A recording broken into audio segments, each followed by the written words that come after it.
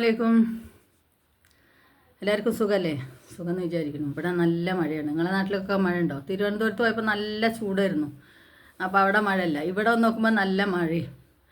കുഴപ്പമില്ല, എനിക്ക് മഴ ഇഷ്ടമാണ്. പക്ഷെ എന്നാലും ജോലിക്കും കൂലിക്കൊന്നും പോകാൻ പറ്റില്ല. ഏതായാലും ഇന്ന് അതല്ല വിഷയം. ഇന്ന് ഞാൻ പറയണത് എന്തെന്നറിയോ? നമ്മളെ തെരുവിൻ്റെ ഗായിക ഒരു ഫൗസി ഉണ്ടായിരുന്നു. നിങ്ങൾക്ക് ഓർമ്മ ഉണ്ടോ ഫൗസിയും ഫൗസിൻ്റെ മോനും ഒരു ഓട്ടോറിക്ഷ വിളിച്ച് മൈക്ക് സെറ്റും ഇതെല്ലാം എടുത്ത് ടൗണിൽ കൂടെ പോയി. മറ്റേ ഒരു ആളൊഴിഞ്ഞ ഭാഗത്ത് ഒരു ബോക്സും വെച്ച് കുട്ടീനെ കയ്യിലിങ്ങനെ പിടിച്ചിങ്ങാണ്ട് ഒരു പാട്ട് പാടി ജീവിക്കുന്ന ഫൗസിയ. എനിക്ക് ഫൗസിനെ നല്ല ഇഷ്ടമാണ്. അപ്പോൾ കുറേ ഇതായിട്ട് കുറേ കാലം എന്ന് വെച്ചാൽ അത്ര കാലങ്ങളല്ല, ഒരു 1.5 വർഷത്തോളം ഫൗസിയനെ കാണാനേ ഇല്ലായിരുന്നു. അപ്പോൾ ഞാനിങ്ങനെ ആലോചിച്ചു. 2 പ്രാവശ്യമായിട്ട് ഞാൻ ഫൗസിൻ്റെ വീഡിയോൻ്റെ ചോട്ടിൽ കമൻറ്റ് ഇട്ടു, ഫൗസിയ നീ എവിടെ, നിന്നെ കാണാനല്ലോ എന്നുണ്ട്. അതിനും റീപ്ലൈ ഒന്നും വന്നില്ല കേട്ടോ. ഒരു സുപ്രഭാതത്തിൽ പെട്ടെന്ന് ഫൗസിയ പ്രത്യക്ഷപ്പെട്ടപ്പോൾ രണ്ടാമത്തെ ഒരു മോളും കൂടി ഉണ്ട്. അപ്പോൾ ഞാനിങ്ങനെ ആലോചിച്ചു, ഇതെന്തപ്പോൾ ഇങ്ങനെ എന്നാലോചിച്ചു. അപ്പോൾ അവൾ വിവാഹത്തെക്കുറിച്ചൊന്നും ആദ്യം നമ്മളോട് പറഞ്ഞിട്ടുണ്ടായിരുന്നില്ല. പിന്നെ അവൾ പൊതുവേ കുടുംബകാര്യങ്ങളൊന്നും അത്ര ഒരുപാട് സോഷ്യൽ മീഡിയയിൽ പറയുന്ന ആളല്ല. ഞാൻ അല്ലാത്ത കാര്യങ്ങൾ അവളും അവളെ മോനും ജീവിതമാർഗങ്ങളും പറയാല്ലാതെ ഭർത്താക്കന്മാരെന്ന് ഞാൻ പറയണത് ഇപ്പോൾ രണ്ടാമത്തെ വിവാഹം കഴിഞ്ഞോണ്ടോട്ടോ, അല്ലെങ്കിൽ ഭർത്താവ് എന്നേ പറയുള്ളായിരുന്നു. അപ്പോൾ ആദ്യത്തെ ഭർത്താവിനെ പറ്റിയോ അവരെ കുടുംബത്തിനെ പറ്റിയോ എല്ലാവരും കമൻറ്റിലൂടെ ചോദിക്കുകയാണെങ്കിൽ അവൾ കൂടുതൽ പറയില്ലായിരുന്നു. അപ്പോൾ രണ്ടാമതും ഒരു വിവാഹം ഇവൾ കഴിച്ച് ആ വിവാഹബന്ധം വേർപെടുത്തി രണ്ടാമതൊരു വിവാഹം കഴിച്ച് അതിലൊരു മോളും ഉണ്ട്. ആ മോൾക്ക് ഞാനിപ്പോൾ ആ വീഡിയോ കാണാൻ തുടങ്ങി. ഞാൻ കുറേ മുമ്പ് ചെയ്യണമെന്ന് വിചാരിച്ച ഈ വീഡിയോ ഞാൻ കാണാൻ തുടങ്ങുമ്പോൾ ഒരു 5-8 മാസമൊക്കെ ആയിട്ടുണ്ടാവും ആ കുട്ടിക്ക്. അപ്പോൾ ഒരു പെൺകുട്ടി, ഇപ്പോൾ ഒരു ആൺകുട്ടിയുണ്ട്, അവൾക്കൊരു സാനുകുട്ടിയുണ്ട്, ഒരു പെൺകുട്ടിയുണ്ട്. അപ്പോൾ ആങ്ങളെയും പെങ്ങളുമായിട്ട് ഇനി അങ്ങനെ ജീവിച്ചു വരും.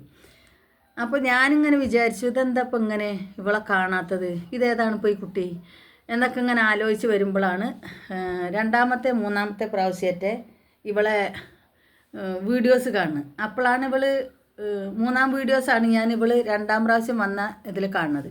അപ്പോൾ ഇവൾ പറയുന്നത്, നിങ്ങളൊക്കെ ആലോചിക്കുന്നുണ്ടാവും, ഇവൾ 2-ാം പ്രാവശ്യം വിവാഹം കഴിച്ചു, ഇവൾ വിവാഹം പറഞ്ഞില്ല, ഈ കുട്ടി ഏതാണ്, എവിടെയാണ് ഭർത്താവിനെ കാണിക്കുകയെന്ന് പറയും.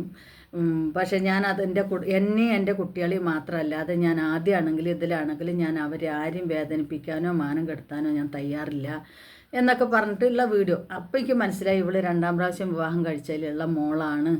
അല്ലെങ്കിൽ തന്നെ അറിയാം, കാരണം അല്ലാത്ത ആ ഒരു ചെറിയ കുട്ടിനെ ഇവളെ കയ്യിൽ കിട്ടില്ലല്ലോ. അപ്പോൾ അങ്ങനെയാണ് ഇപ്പോൾ ഏതായാലും കോഴിക്കോട് ഇവിടുത്തെ വീടും ഇതൊക്കെ ഇനിയിപ്പോൾ എന്താക്കിക്കണമെന്ന് അറിയില്ല. അത് ഇനി അവൾ വരും വീഡിയോസിൽ വരുമായിരിക്കും. ഇപ്പോൾ അവൾ കോഴിക്കോട് പോയി സ്ഥലം വാങ്ങിച്ച് അതിൽ സ്ഥലങ്ങളൊക്കെ ക്ലിയറാക്കി, വേസ്റ്റുകളും മരങ്ങളും മുറിച്ചതിൻ്റെ വേസ്റ്റൊക്കെ ഉണ്ടായിരുന്നു, അതൊക്കെ ക്ലിയറാക്കി ഉസ്താദിനെയും വരും വെച്ച് കുറ്റിയടിച്ച് അവിടെ അവളെ സങ്കല്പത്തിനനുസരിച്ച് കുഞ്ഞൊരു വീട് വെച്ച് അതിൽ സെറ്റാകാൻ പോവുകയാണ് എന്ന് പറയുന്നുണ്ട് ഫൗസിയ. അപ്പോൾ എനിക്ക് ഫൗസിയനെ നല്ല ഇഷ്ടമാണ്. കാരണം എന്താ വെച്ചാൽ ഫൗസിയക്കും ഈ പറയണ മാതിരി കൂടപ്പറപ്പുകൾ ആരുമില്ല. വാപ്പ ഉണ്ട്, പക്ഷെ ഉമ്മയുണ്ട്. എന്തൊക്കെയാണെന്ന് അറിയില്ല. അവളെ കുടുംബകാര്യങ്ങളൊന്നും അവൾ അധികം പറയാറില്ല നമ്മളോട് വീഡിയോസിലൂടെ. പ്രശ്നങ്ങളാണ് എന്നുള്ളത് മാത്രം അറിയും, അല്ലാത്തതൊന്നും നമുക്കറിയില്ല. എന്തോ പ്രശ്നങ്ങളാണ്. പക്ഷേ ഈ തെരുവിൽ പാടുമ്പോഴും അവളെ പാട്ടുകളൊക്കെ എനിക്കിഷ്ടമാണ്. കുറച്ചൊക്കെ ഹിന്ദി പാട്ട് പാടും, തമിഴ് പാട്ട് നല്ലോണം പാടും, മാപ്പിളപ്പാട്ട് നല്ലോണം പാടും. ബസ് സ്റ്റാൻഡിലൊക്കെ ഒരു ഭാഗത്ത് നിന്നുകൊണ്ട് ബക്കറ്റും അവിടെ വെച്ചിട്ട് സൂപ്പറായിട്ട് ഇഷ്ടംപോലെ ആൾക്കാർ കാണും. പിന്നെ ഓരോ ഓട്ടോറിക്ഷ ഉണ്ട് അവൾക്ക്, അത് വിളിച്ചെങ്ങാണ്ട് അവളതല്ലോണം വാടകയ്ക്ക് വിളിച്ചിട്ടാണ് പോണ്.